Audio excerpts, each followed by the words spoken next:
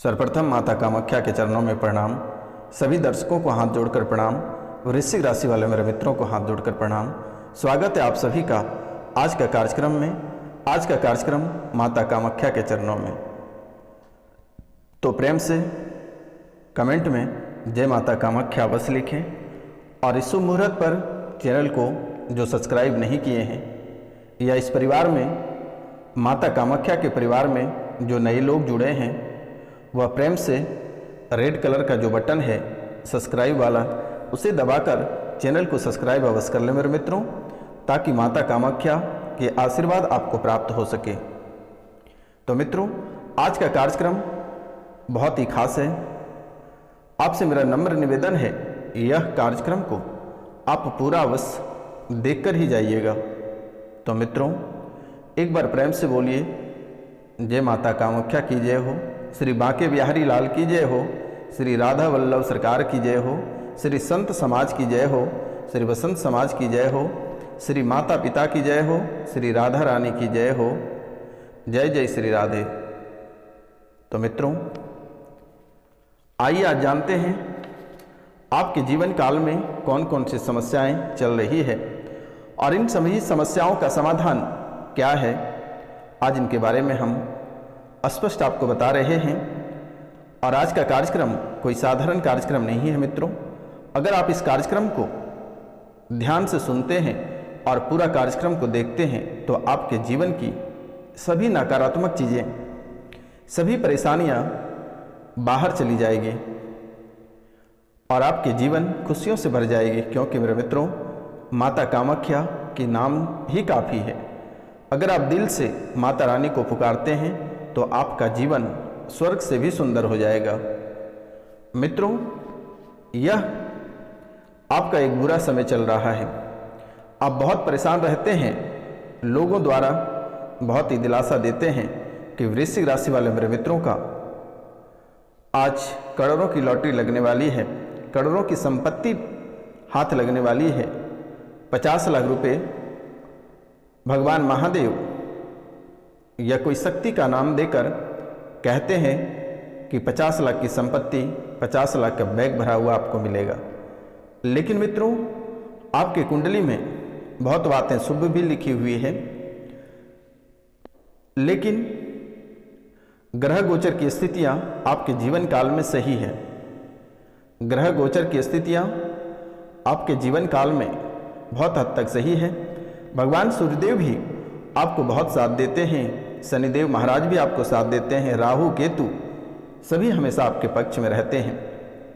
लेकिन धरातल पर जो दुश्मन है, जो आपकी जाने अनजाने में गलतियां हैं, इन्हीं कारणों से आपको भुगतना पड़ता है और इन्हीं कारणों से आप परेशानियों का शिकार बनते जा रहे हैं, नई नई बीमारियों का शिकार बनते जा रहे हैं।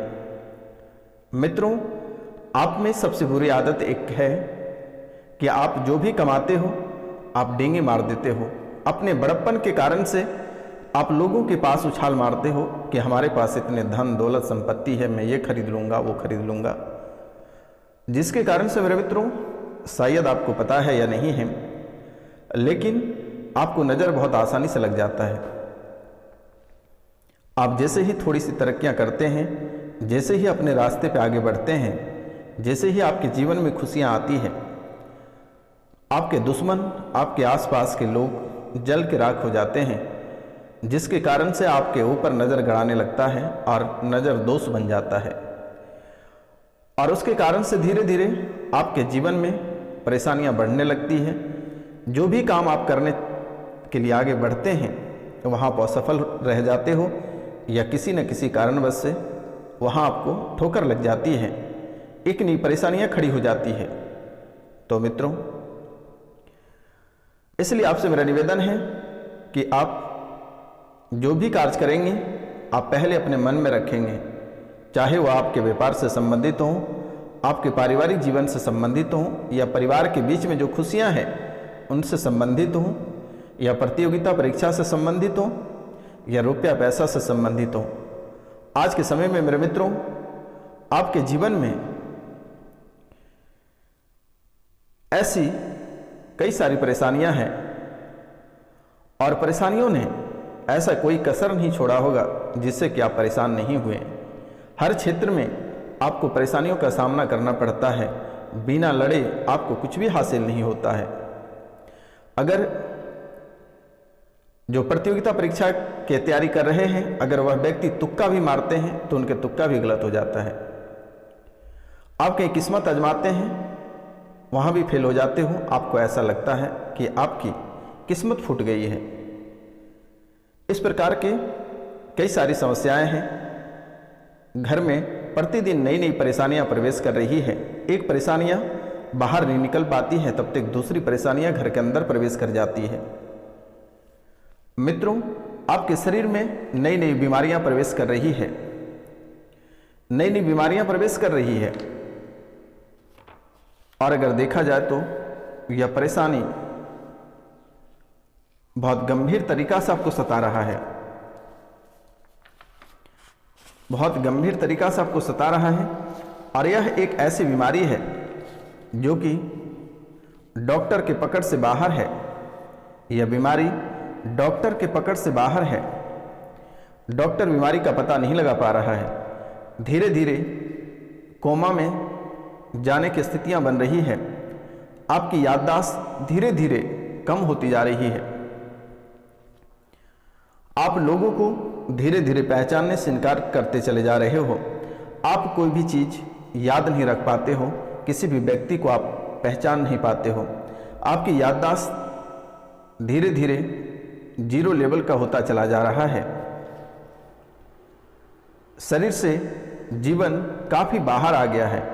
शरीर से आपका जीवन काफ़ी बाहर आ गया है। जैसे कि आप देखते हैं कि मनुष्य कि जब मृत्यु होती है तो उनका शरीर प्राण छोड़कर बाहर निकल जाते हैं, सिर्फ उसकी लाश पड़ा हुआ रहता है। ऐसी हालात आपके जीवन में उत्पन्न हो रही है। मित्रों, आपकी बॉडी में खून की सप्लाई बुरी तरीके से गड़बड़ होती जा रही है। पूरे बॉडी में गड़बड़ की शिकायतें बन रही है। मित्रों, शरीर के सभी अंग धीरे धीरे रुक रहे हैं। अंदर सड़न, इन्फेक्शन शुरू हो गया है। शरीर की स्मृतियां बाहर आ गई है। एक किडनी डैमेज हो गया है। मित्रों, किडनी में अक्सर बहुत दर्द बना हुआ रहता है। जब भी आप करवट लेकर सोते हैं तो दर्द करता है। आपकी सांसें अचानक फूल जाती है। आपकी सांसें अचानक फूल जाती है। शरीर में अनेकों प्रकार के दिक्कतें बढ़ती जा रही है। अंडकोश में दर्द रहता है, प्राइवेट पार्ट में आपका दर्द रहता है। और यह जो आत्मा है, यह प्राइवेट पार्ट के माध्यम से आपके शरीर में प्रवेश करता है। और जब भी आप सो के उठते हैं तो आपको ऐसा महसूस होता है कि प्राइवेट पार्ट में सूजन रहता हुआ है, दर्द करता है। मित्रों, और यह पूरे शरीर में घूमता रहता है। कभी कभी ऐसा महसूस होता है कि शरीर में कोई कीड़ा चल रहा है, कभी मस्तिष्क में, कभी पैर में, कभी हाथ में। कभी कपड़े पहनते हो तो कपड़े में भिरभिराहट जैसी महसूस होती है। कपड़े में भिरभिराहट जैसी महसूस होती है। नेत्र में भी दिक्कत रहती है। धुंधलापन हमेशा आपको दिखाई देता है। दूर की वस्तुएं कम दिखाई देती हैं। पेशाब लाल होना, पेशाब में दुर्गंध आती है। जब भी आप पेशाब करते हो तो दुर्गंध आती है पेशाब में, पीलापन पेशाब होता है। अल्कोहल जैसी पेशाबें निकलती हैं। सांस फूलना, ग्लूकोमा, ब्रेन स्ट्रोक, स्मृतियाँ, पीलिया, कैंसर जैसी स्थितियाँ बन रही है। शरीर के अंग में गांठें बन रही हैं। गले में लंग्स, चर्म रोग की भी स्थितियां बनी हुई है। बुद्धि बंधी हुई है। बच्चे पागल जैसी हरकतें कर रहे हैं। बच्चों की स्थितियां पागलपन जैसी बनती जा रही है। बच्चों की स्थितियां पागलपन जैसी बनती जा रही है। पति और पत्नी के बीच में दूरियां बनती जा रही हैं। आत्मा पति और पत्नी को एक दूसरे से दूर ही रखना चाहता है। ध्यान देना मेरे मित्रों, दोनों की कुंडलियां अशुद्ध कर दिया गया है। पति और पत्नी दोनों की कुंडली अशुद्ध कर दिया गया है। पति के अंदर ब्रेन स्ट्रोक की स्मृतियाँ बनी हुई है, कभी कभी उसको लकवा जैसा लगता है। पति पत्नी एक दूसरे को कोसते रहते हैं, एक दूसरे के ऊपर आरोप प्रत्यारोप लगाते रहते हैं।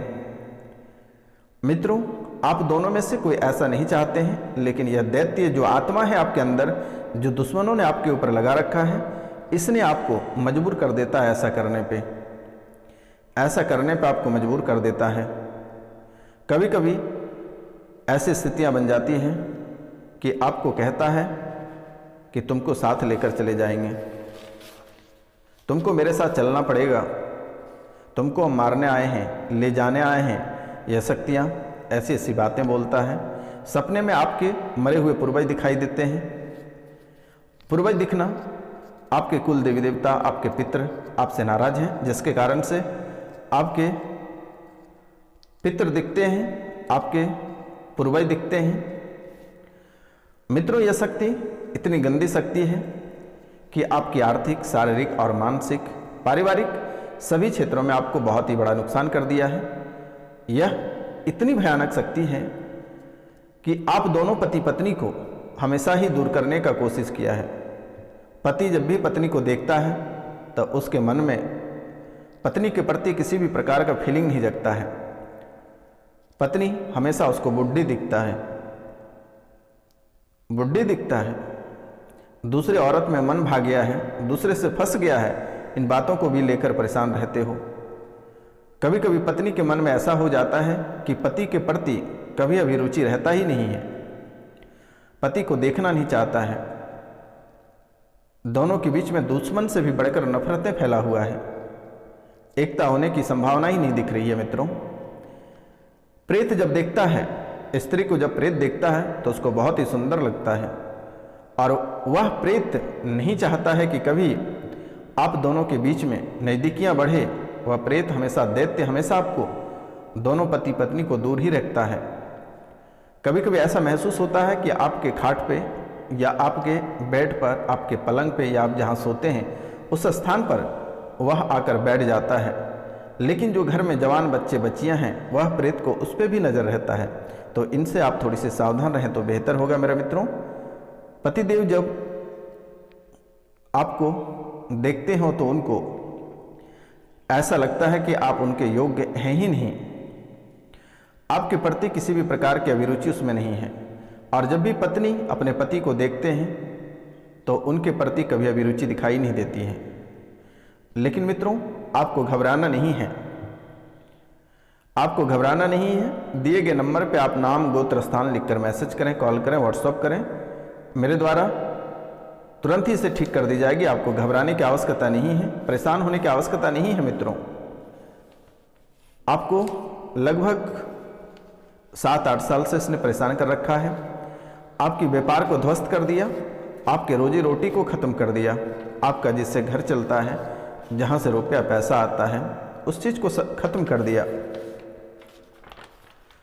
कभी यह चाहता ही नहीं है कि आप आगे बढ़ें, कभी यह चाहता नहीं है कि आप आगे बढ़ें।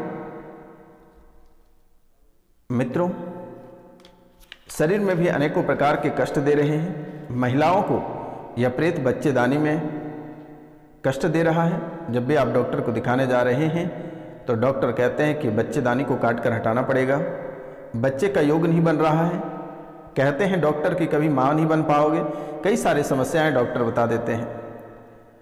लेकिन मित्रों, आपके साथ किसी भी प्रकार की कोई परेशानी नहीं है।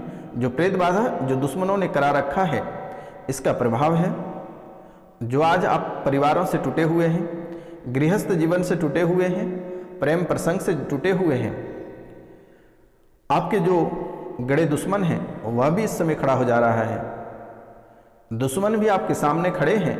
जिस दुश्मन से आप कभी चाहते नहीं थे कि मुलाकात होगी, वह दुश्मन भी आपके सामने खड़े हैं। तो मित्रों, आपको घबराने की आवश्यकता नहीं है। दिए गए नंबर पे आप नाम, गोत्र, स्थान लिख कर व्हाट्सअप करें। मित्रों, आपके बच्चे भी इस समय आपके बात पे नहीं चल रहे हैं। घर में माता पिता, बच्चे सभी का दिशाएं अलग हो गया है, एक दूसरे को कोई देखना नहीं चाहता है, सभी एक दूसरे को कोसते रहते हैं। तो प्रातः काल को भगवान सूर्यदेव को शिखाय वष्ट, श्रेष्ठ स्वाहा, नेत्रनाथ राय वेष्ट, मुखाभ्यम नमः, कंठाभ्यम नमः, हृदयाभ्यम नमः, नाभोभ्यम नमः, गुड़्यो नमः, पद्माभ्यम नमः, अंगुष्ठाभ्याम नमः, तर्जनीभ्याम नमः, मध्याभ्याम नमः, अनामिकाभ्याम नमः, कनिष्ठाभ्याम नमः, कर्णाभ्याम नमः। यह कहकर भगवान सूर्यदेव को प्रतिदिन प्रार्थना करनी है और भगवान शिव को भी प्रार्थना करती हैं प्रतिदिन। भगवान शिव के सामने इन सभी जो मेरे द्वारा बताया गया इनके माध्यम से प्रणाम करना है। तो मित्रों, आज का कार्यक्रम यहीं तक था। आप सभी को नमस्कार, प्रणाम, राधे राधे। मिलते हैं आपसे अगले वीडियो में, तब तक के लिए जय हिंद, जय भारत। चैनल को सब्सक्राइब करिए, अधिक से अधिक शेयर करिए, लाइक करिए। माता कामाख्या मैं फुल गारंटी लेता हूँ कि आपके जीवन संवार देंगे।